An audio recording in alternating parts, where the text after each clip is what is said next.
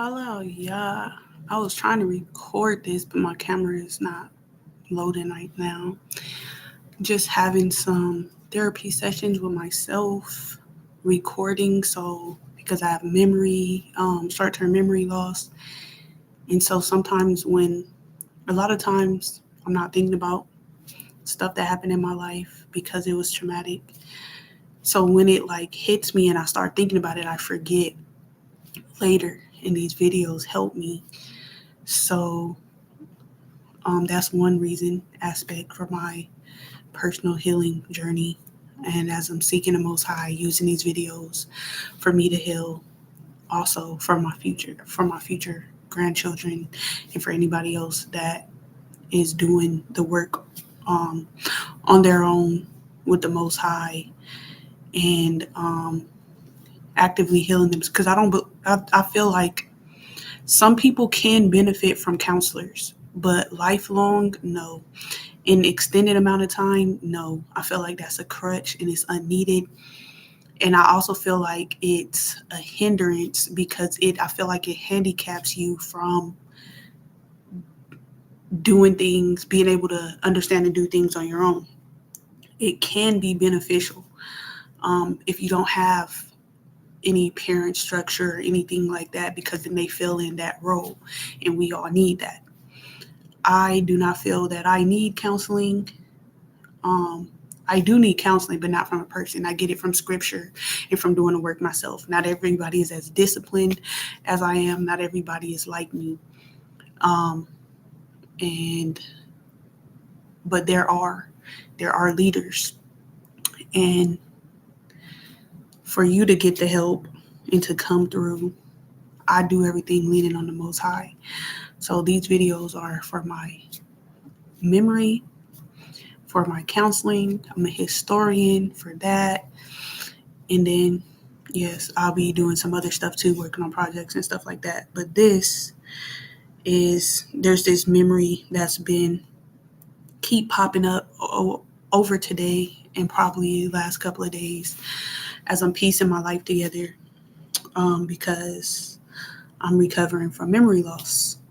Um, and so something that I remember is my mom's and my sister's faces and how they would be looking shocked after they would beat me.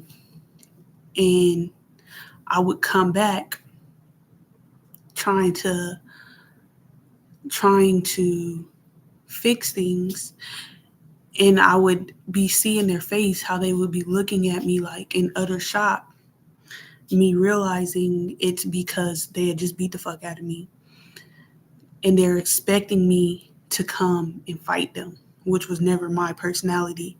I had to fight from being raped and abused my whole life, but I was always a sweet, loving, caring child. Um, I had to get to the point where it's like, okay, stop putting your hands on me, stop doing these things to me, and fight back. But so after that, they would like beat me, and I would just come back. That shocked them. And the reason I did that was because I did not understand. I did not understand and also didn't remember. When I get beat, that causes the onset of my memory loss. I got jumped by the church, and this girl punched me in my face. And for the time in, I forgot. I forgot everything that happened. And then I remembered days later. And so that's how short term memory works. So I forget in the time of the trauma or the time of the incident, but when I'm somewhere safe, it just hits me. Like I'll be sitting there chilling and just bam, a flood of memories come back, depending on how severe it is. Like right now, it's like a little trinkle memory coming back, because I've been out of abuse for a while. So growing up in that, and this is when I'm older, when I'm way older, late teens to young adulthood, still being beat and stuff as they're trying to set me up for whatever, trying to take my kids, whatever they was trying to do. And I just keep coming back trying to fix things because it's been happening my whole life long. I'm gonna get to that later. Um, they were trying to provoke me to fight them, but every time they would beat me, I would forget. I would forget that they beat me, and things would just be feeling weird, and I wouldn't know what was happening, and they would be looking at me weird. So I would go and try to make peace with them, and then they'd be looking at me crazy because I'm not coming to fight them or address any of the violence that they just did to me. So they thought I was crazy. But I would always get this feeling that I felt unsafe my entire life, but I didn't know what was going on.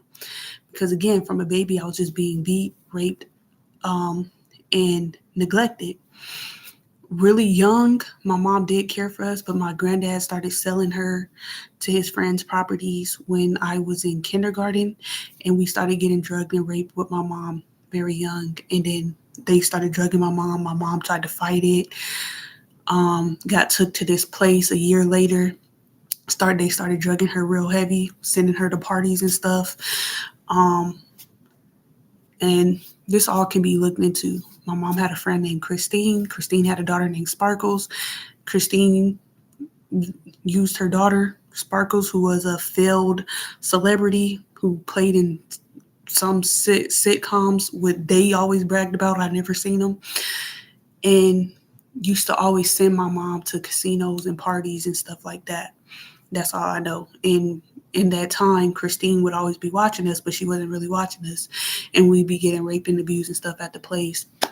In Lake Elsinore, there is this house on a mount.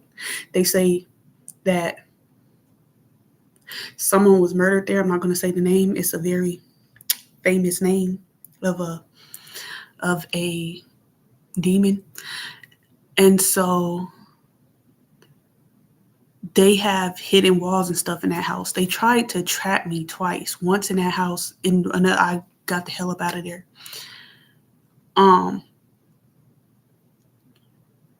I was too young to understand all of this. I didn't know any about everything that's going on. But my mom was being trafficked, and we were being trafficked and sold. And so that point in time, my mom was always gone, and when she was back, she was asleep. She was asleep. I didn't really see her that much no more. My mom had completely changed.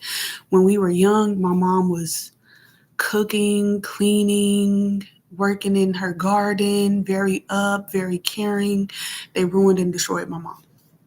After kindergarten, I did not have a mom anymore because my mom used to tell me when she was little, she didn't understand why she started getting raped when she was 3 years old. Her youngest sister, was 1, and she thought her mom was drunk because her mom drank a lot.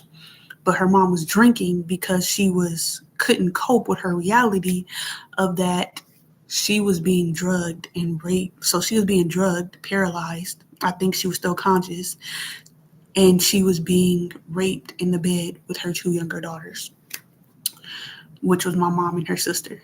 And so then now here I am with my mom and my siblings, and my granddad is doing the same thing, sold her to his friend's property, and then the first friend's property, and then another friend's property, and then the CPS. And now she's being drugged, and we're being raped with her. And I don't know if it clicked to her then yet.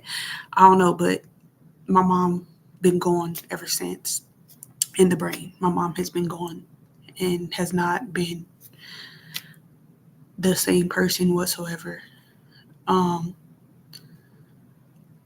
So, and it's like my mom hates my whole existence because I remember these things. I didn't understand them, but I remembered and I had questions. And every time I opened my mouth, she beat the fuck out of me because she did not want to answer these questions. And then she wanted to start over with my children, set me up to kidnap my children with all this evil stuff. They beating the fuck out of me and then trying to make me snap on them so that they could put me in a mental ward. I got short-term memory loss because from a baby, I was just physically, sexually abused, yelled at, degraded. They leave, come back, beat the fuck out of me until I respond to stop crying and just I didn't understand why I was being beat. I didn't know was happening to my body. I didn't understand any of that. I just understood that when I smiled, they stopped beating me. So I would, from a child, the satanic ritual abuse, that's what they did to me. Part of what they did to me. So I would just be getting raped, beaten, abused, and then just isolated and left for hours. And if I did not come back smiling, I got beat. So how I interact with people, that made me unintentionally a people pleaser, because I don't know how people are gonna, if they're gonna just assault me or what. So then I normally come bringing gifts and stuff.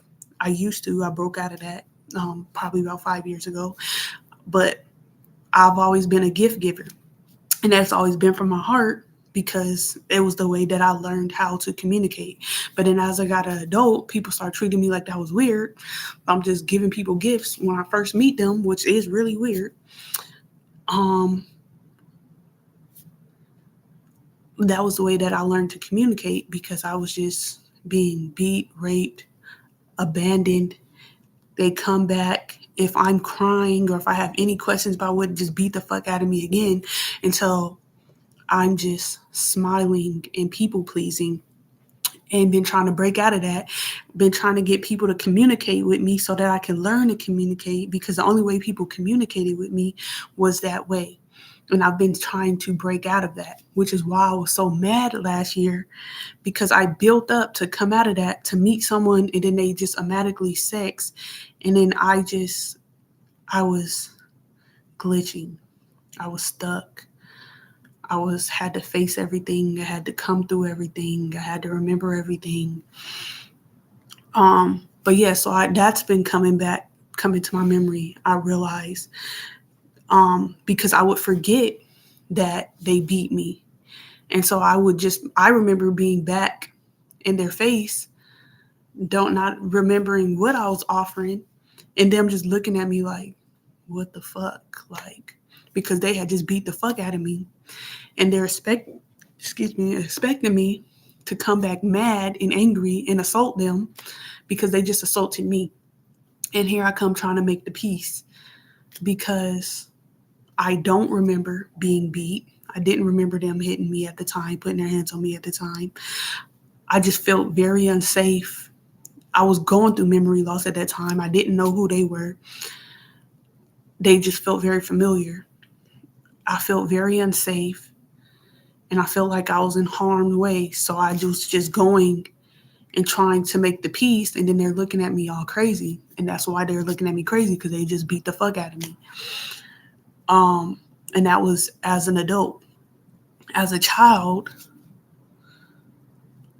I was always being, the people that were abusing me then was my granddad. And while my granddad was abusing me, he never physically harmed me, though he did sexually. He was not abusive to me, like physically abusive. My dad, my uncle, my cousins who were being abused, and my brain is going to start blanking out if I try to remember. It was a lot. It was a lot. So my mom was not, I mean, she was there sometimes because we started being drugged and abused together, but we never talked about those things. Um, so I ended up being mostly mute a lot of my life, so I did not talk. We got separated and went to foster when I was 11. So this was me trying to, prior to me going to the military, I started to go visit my mom a few months. And so I just got out of the military and I was trying to build that relationship with my mom. But I did not talk a lot. I was mute and I was in shock. And everybody was just treating me real weird, taking my pictures off the wall, turning them upside down, putting them in the trash. It was just very weird.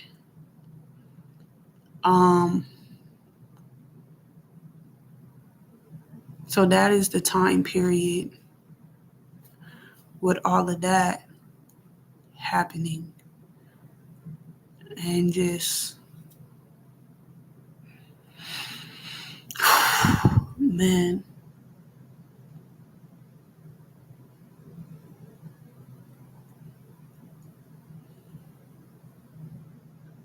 Life is so crazy.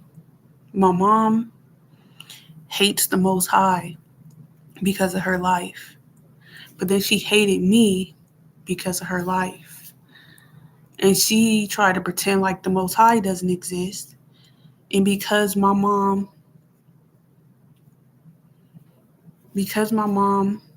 felt like she always say, I brought you in this world, I'll take you out. I'm right, cause I'm right, you're wrong. I'm the adult, you're the child. Whenever she did something, she never apologized for it. Like when my uncle dragged her out of the bed and raped her, and we were trying to stop it. And then within the following weeks, some kids made up a lie on the bus saying that the bus driver told us she was getting off the bus to go cross some kids and told us to sit down. I'm always quiet, always mind my business. These two fucking raggedy ass police children, Tyler and Terrence, over there just decided to fuck with me for no reason. And when the bus driver came back, they was already like taunting me or whatever. They were our next door neighbors. Um, and they're like, "Oh, Tavia got up while the bus was moving." I completely did not. The bus driver yelled at me, whatever. We get to the bus stop. My uncle, don't know why, he's the one picking us up anyways. And so the bus driver tell my uncle, "Oh, Tavia was standing up on the bus while the bus was moving." Everybody just lying and adding extras. So then we get home, and then my uncle tell my mom, Tavia was standing up on the bus while the bus was moving. The bus driver told us to sit down. She flicked her off. And so then now I'm just sitting up here minding my business whole fucking time. And now all of a sudden my mom believing this nigga that pulled her out of the bed and raped her. And then she beats my ass. That's the time I got in trouble because I filled my pants with books and clothes because I didn't want the whooping to hurt. So then she made me take off my clothes and then she whooped my ass and I didn't even do nothing. And then, like, she hit me in my mouth with her rings and she busted my mouth open. And I was showing her, like, you bust my leg. She was like, let me see. And she hit me again and busted it even more. And then so I'm sitting there crying because she's trying to get a confession out of me. And I'm telling her I didn't do it. So I don't know what happened. She believed me. And then she goes and she goes down the street. And there didn't used to be a fence right there. And they put a fence right there because people kept jumping off the bridge. And then she comes back talking about she feels so bad that she's a bad parent and she's about to take her life and jump off the bridge. Never apologize. Never apologize. Whenever she made a mistake, she just gets real suicidal. Oh, I'm a bad parent and I should die and this and that. And then I always be like, no, mom, I love you. Don't kill yourself. I'll do better. You just beat my fucking ass for something I didn't even do. So I did not want to be in my mom's life. I was only trying to build a relationship with her because they always say, like, whatever relationship you have with your mom is what you're going to have with your child. So I wanted a good relationship with my child. So I tried to build a relationship with my mom. But my mom don't even like me. She hates me because of everything that happened. And then she got this sick idea in her head that she could just kill me and then take my child and pretend like I never was born and start over with my child and my sister's child. But then something didn't go right in the plan to where she didn't try to kill me and my sister, but then she tried to get us to turn against each other. And then everything played out the way that it played out to them taking, because I did not want to be around them. I was trying to take my kids and leave, and they orchestrated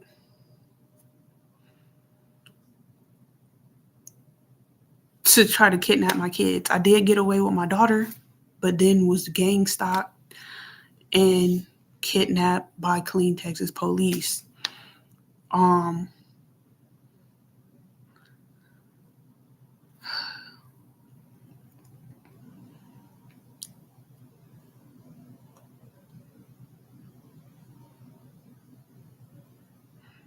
that situation, My mom sent me to a homeless shelter after they jumped me.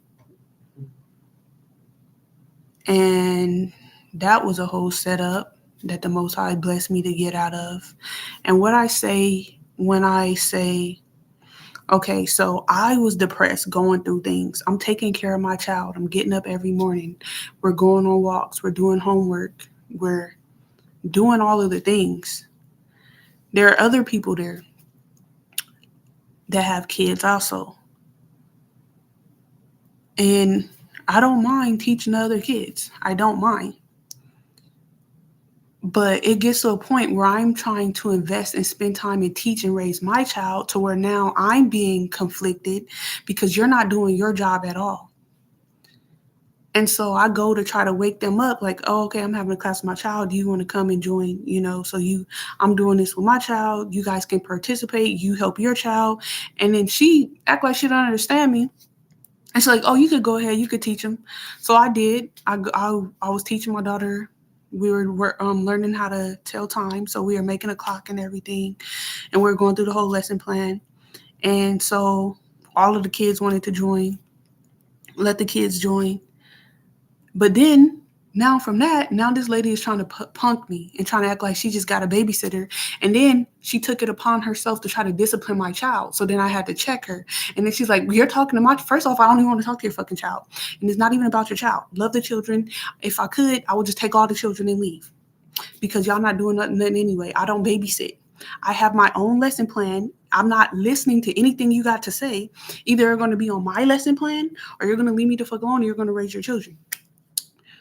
So she had something to say to my child because now she's trying to assert dominance over me, trying to take advantage because now since I'm teaching your child and you're just over here being a lazy bum bitch while I'm also depressed, you got something to say to my child and I correct you. And then you say, no, it's different. First off, I came and I got you to see if you're going to have the class with us. You did not want to. So, okay, I'm not going to turn the child away. We did that. You're over here trying to correct my child out of place without my supervision, like you have some sort of authority over her. And that's not, if you have anything with my child, you come and you talk to me. Don't say nothing to my child specifically. You're an adult. You're not just, I don't leave my child. I'm not over here asleep and my child is running around. My child is where I am at all times. So that was a problem. And I had to cut that off. So that's what I say when I meant everybody was trying to be on me to not, and it wasn't everybody, but to watch their children and teach their children and was acting like, oh, you think you're better than everybody? No, I don't. I don't think I'm better than anybody. But my child needs to learn. My child needs to be taken care of. So even though I'm depressed, I'm about to get up and get this shit done.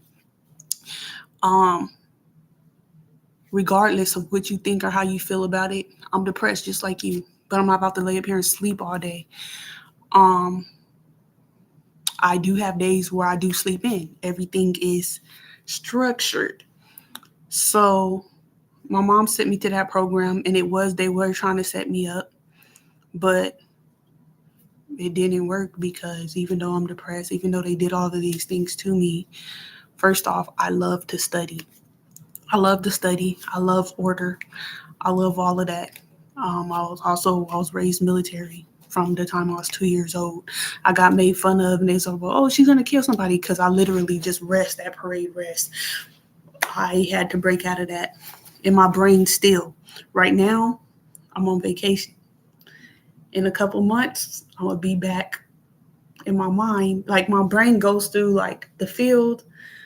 They leave and just like regular duty. My brain constantly goes through those cycles. I can't break out of that. I break out of that by going through those cycles. So right now I'm on vacation. So I'll be a little more of my, I guess, civilian self, even though I'm a civilian. But my granddad was military. I was raised military from 2 years old. So yeah. I was on my doing the things that I need to do, even though I'm very depressed like everybody else. doing what I'm supposed to be doing. Got up out of there. Um, I got approved for an apartment in Texas, did everything online. When I got there, it was not the place that I applied for. Never did a walkthrough, nothing like that. It was a completely unlivable shed. Completely unlivable, basically shed with a kitchen. It was not livable. It was not livable. And so I'm putting in work orders. They're ignoring them. They'll send them to do a little look. The people would tell me like, yeah, you need to tell me what I need, and like tell me that they'll be back to fix it, or tell me they don't think that the person is going to put it in, but like they let me know the severity of everything. The people never got sent back to fix anything. They just came out to do the look, the inspection. And then so I'm now being forced to fix everything out of my own money. We barely survived one winter. And so now I got to board this place up so me and my child don't die. Um, so I'm having to make improvements to their stuff. And so I'll let them know you guys have been ignoring my work orders all year. I came in, they laughed in my face. And so I wrote them after I went in and they laughed in my face like, okay, I've been fixing this stuff up. You guys haven't had a problem with it. I've been putting in work orders. You've been ignoring them. So now I'm not going to take food or clothes out of my child's mouth. Since I'm fixing your guys' stuff for the next however months it take me to fix this up, I will not be paying rent, or I'll be paying a prorated rent so that I can get all these things taken care of. And when I'm done, I will not owe you back pay because it all went into your stuff. And then so the month after that, the police kicked my door in and brutally, physically, and sexually assaulted me in front of my child and kidnapped us. And then so that's what happened with that. Um, my family never let me see my daughter. Then after that, they already wasn't letting me see my son. That's when my sister came out and said, I'm fucking your husband. I did not know why he was ignoring me. All of those years, I have forgot about the meeting where they said that he could beat me and I had to accept this side chick. I forgot all about all of that. And then so now getting to where I am now, I don't know, just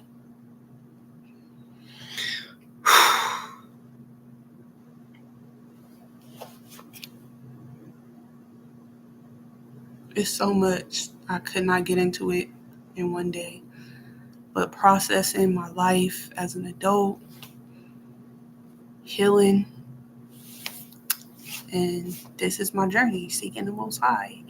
And I'll be willing it will get better. I can't wait till the day that I can see my children. And I pray that they don't ruin my children. My children were good children. I never meant for my family to get to know my children. And when I have more, I will willing they will never meet them.